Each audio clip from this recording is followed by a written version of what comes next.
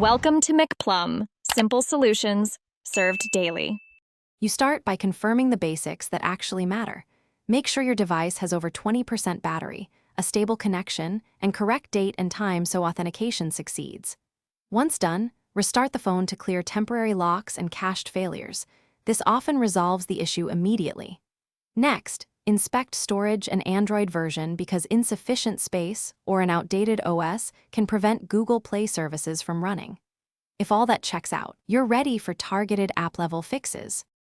You should now force stop Google Play services and the Play Store to halt any looping process, which helps when services are stuck. After that, clear the cache.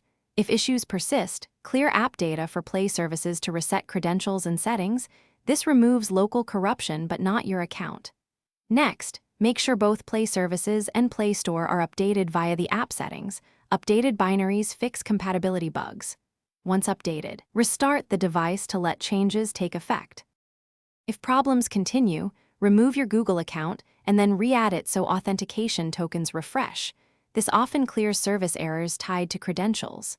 If that fails, uninstall Play Store updates or sideload the correct Play Services APK version for your Android build to resolve version mismatches.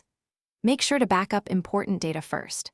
Finally, if nothing else works, perform a factory reset as a last resort after backup. Troubleshooting tip: test with a